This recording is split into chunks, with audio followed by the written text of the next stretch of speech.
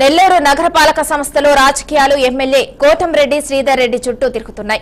Mayor స్రవంతిపై సొంత party కార్పొరేటర్లే అవిశ్వాస తీర్మానం పెట్టడంతో మొదలైన వేడి ఇప్పుడు ఒకరిపై మరొకరు విమర్శించే స్థాయికి చేరుకున్నాయి. పదవి అడ్డుపెట్టుకుని డిప్యూటీ మేయర్ రూప్ ను ₹1 కోటి డిమాండ్ చేశాయా అనే ఒక ఆడియో ఇప్పుడు నెల్లూరు రాజకీయాలను షేక్ చేస్తుంది. తప్పు చేసిన వ్యక్తిని బయటపడేసేందుకు ఎమ్మెల్యే కోటంరెడ్డి అనుచరుడు చెప్పిన అవినీతి చిట్కాలు రాష్ట్ర పాలిటిక్స్ లో సంచలనం రేపుతోంది. ఎమ్మెల్యేను నమ్ము, ఆయన మిమ్మల్ని అన్ని విధాలుగా ఆదుకుంటాడు అంటూ ఆ అనుచరుడు చెప్పడం అనేక అనుమానాలను లేవనెత్తుతుంది. ఇప్పుడు ఇంకోటి కూడా ఏంటంటే, నువ్వు రూపాయలను ₹1 డబ్బులు అడిగావని ఒకటి ఉంది. అది నిజమా అబద్ధమా? ఇదిగో నేను విషయం ఏంటంటే అన్న, ఇది విపిఆర్ సార్కి తెలుసు అని ఏదో అడిగినట్టు నాకు కరెక్ట్గా గుర్తు రాలేదు. అప్పుడు ఆయన ఏం చెప్పాడంటే తెలుసు అంటే నాకు కమలాకరణ ఆల్రెడీ కావాలంటే నీకు విపిఆర్ దగ్గర మాట్లాడిస్తానని చెప్పాడు. ఓకే, కమలాకరణ మాట్లాడినప్పుడు అన్న అదే ఇది ఈ క్వశ్చనే నేను కమలాకరణ అడిగినప్పుడు, ఏది ఈ నా తర్వాత నా పరిస్థితి ఏంది అన్నప్పుడు, నీకెందుకు విపిఆర్ దగ్గర మాట చేపిస్తాను అన్నాడు అని నేను అడిగితే, నాకు విపిఆర్ సార్ కూడా తెలుసు, నాకు అన్ని విషయాలు చెప్పాడు, నీకు అంతకు ముందు ₹1 డబ్బులు ఇస్తానని ఎలక్షన్ ముందు చెప్పాడు. నీకు చెప్పానయ్యా డబ్బులు ఇస్తాను ₹1 అని కూడా చెప్పానంటే రాలేదోళ్ళు అని కూడా నాకు చెప్పాడు విపిఆర్ సారు. అంటే సరే ఇప్పుడు నాకేమన్నా నేను ₹1 డబ్బులు ఇవ్వండి అని ఆయన అడగల, నాకు ఇప్పిండి అని అడగల. నాకు ఇప్పుడు ఫైనాన్షియల్ గా సపోర్ట్ చేస్తారా అని అడిగా. అడిగితే ఆ మాటకి అంతే కదా, కాదు రూపణతో కమలాకరణ్తో చూడు, కన్ఫ్యూజ్ గా బాగా మళ్ళీ ఇది చెప్తున్నా. కమలాకరణ ఈ విషయాలు ఇప్పుడు నేను మిమ్మల్ని ఇప్పుడు నీ హరి నిన్ను అడిగా, ఏది తర్వాత నా పరిస్థితి ఏంది అనేది నిన్ను అడిగా కదా. ఇప్పుడు అదే మాట కమలాకరణ అడిగినప్పుడు నీకు విపిఆర్ దగ్గర మాట చెప్పిస్తాను నేను, కావాలంటే శ్రీధరన్న గిరన్న శ్రీధరన్న పేరు చెప్పలే, గిరన్న నమ్మకం కోసం గిరన్న విపిఆర్ దగ్గర మాట చెప్పిస్తాను అన్నాడు. కానీ నేను అంటే నేను విపిఆర్ సార్ తెలియదు ఈ విషయం అనుకున్నా. సరే, అప్పుడు రూపన్నతో మాట్లాడినప్పుడు నేను అది అడిగానా ఏందనేది తెలియదు. మొత్తం మీద ఆ టాపిక్ వచ్చింది, విపిఆర్ సార్ టాపిక్ టాపిక్ వస్తే దాంట్లో నాకు ₹1 ఇస్తానంటే అది ఇప్పుడంటే ఆ మాటకి రూపన్న అన్న మాట ఏం తెలుసా, నువ్వు డిమాండ్లు చేసే పరిస్థితి లేదు, ఇప్పుడు నువ్వు డిమాండ్ చేసే పరిస్థితి లేదు అని చెప్పి మాట్లాడాడు. అప్పుడు దానికి నేను అన్నమాట, అన్నా నేను డిమాండ్ చేయటం లేదన్నా, మీరు అట్లా ఆలోచిస్తున్నారు, నేను అర్థిస్తున్నాను అని చెప్పి అడుగు కావాలంటే, నేను అర్థిస్తున్నానన్నా డిమాండ్ చేయటం లేదు 2 సార్లు చెప్పా. అది పరిస్థితి. తర్వాత వెంటనే అది అయిపోగానే శ్రీధరన్నతో మాట్లాడిస్తానని ఫోన్ తీసి ఫోన్ నెంబర్ కొడతా ఉన్నా. వద్దన్న నేను మాట్లాడలేను, కార్ వద్దని వినలా, నేను కార్ దిగేస్తానంటే అప్పుడు గమనైపోయాడు. అది విషయం. ఆ రోజు రూపన్న మాట్లాడింది అంత గట్టిగా, చాలా గట్టిగా మాట్లాడేవాళ్ళే, నీకు వేరే ఆప్షన్ లేదు, నిన్ను మీ భార్య ఇద్దరిని జైల్లో వేపించి చేసుకోగలుగుతా నేను మేయర్ అవ్వాలనుకుంటే నాకు మేయర్ అవ్వాలని లేదు, నేను మేయర్ అవ్వాలనుకుంటే ఈ కేసులో నిన్ను మీ వైఫ్ ఇద్దరిని కూడా కావాలంటే జైల్లో వేపించి నేను అవ్వగలను అని చెప్పాడు. నేను ఒక్కసారి మళ్ళీ క్లారిటీగా మాట్లాడి నేను టచ్ లోకి వస్తాను. ఎన్నిసార్లు మాట్లాడినా మళ్ళీ అదే చెప్పేది కదా మదన, చెప్పు. నేను చెప్పేది హరితో మాట్లాడితేనే ఒక్క మాట చూడు, హరి నీ పక్కనే ఉన్నాడు కదా, పొద్దున ఫోన్ చేశా కదా నేనా, అవును, అప్పుడు ఏం చెప్పాడు అడుగు. నాకు హరి కూడా చెప్పాడు, నాకు హరి చెప్పిన తర్వాత నేను ఎమ్మెల్యే గారితో రాత్రి మాట్లాడింది. కాదు నాకు వద్దన హరి ఏం చెప్పాడు, నువ్వు పక్కనే ఉన్నాడు కదా, నేను చెప్పేది కాదు అడుగు.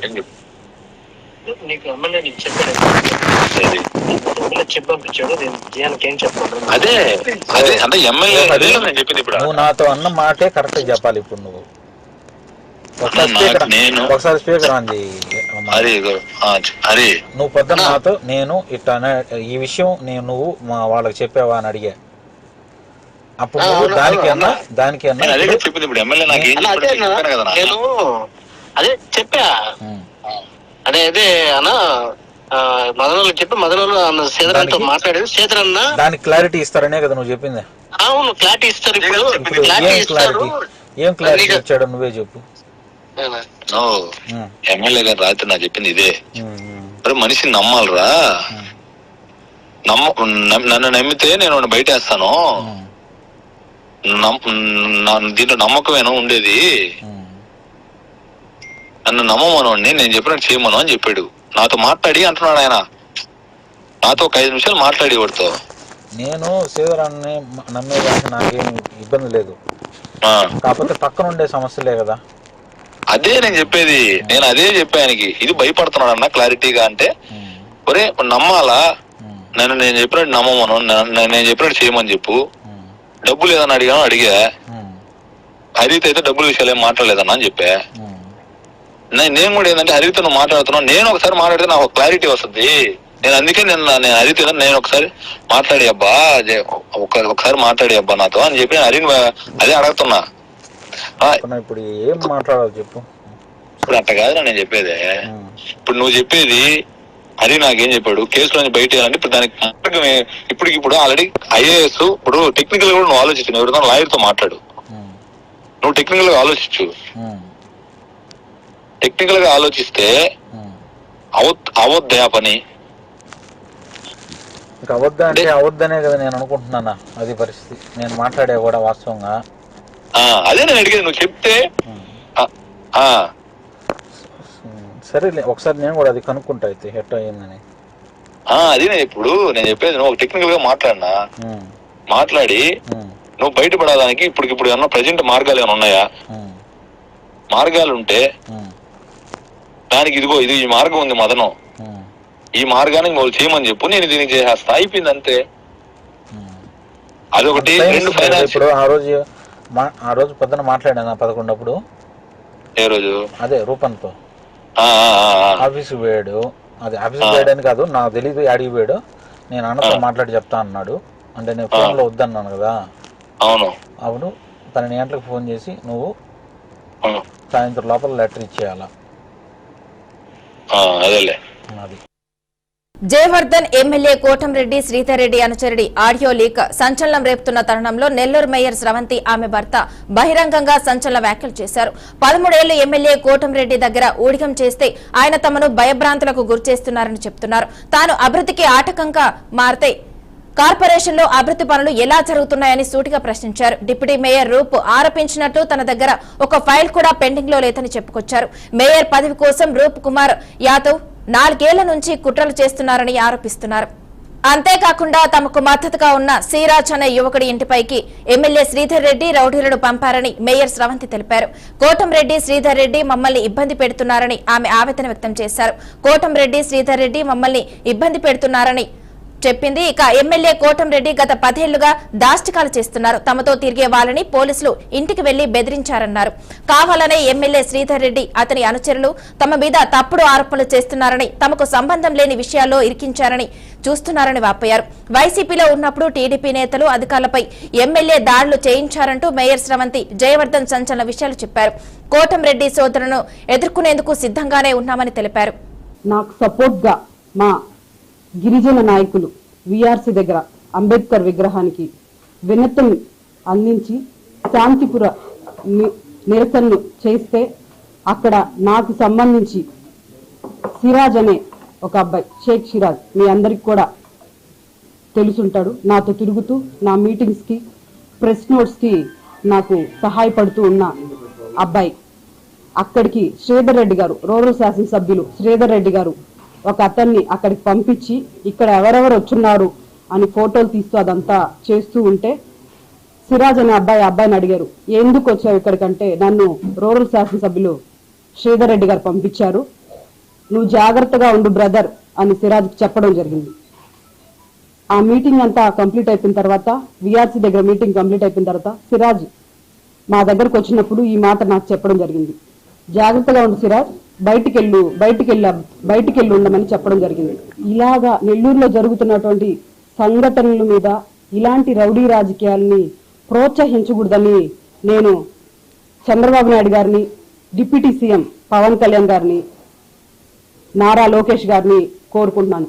ఇలా సామాన్య ప్రజల మీద ఇలాంటి దౌర్జన్యాలు చేస్తే తట్టుకొని ఎదురు నిలబడే పరిస్థితి లేని వాళ్ళకి మీరందరూ కూడా అండగా ఉండి ఇక్కడ ఏం జరుగుతుందో తెలుసుకోవాలని కోరుకుంటూ, అలాంటి పేద కుటుంబాలకి మీరు అండగా ఉండాలని నేను మనస్ఫూర్తిగా కోరుకుంటూ సెలవు.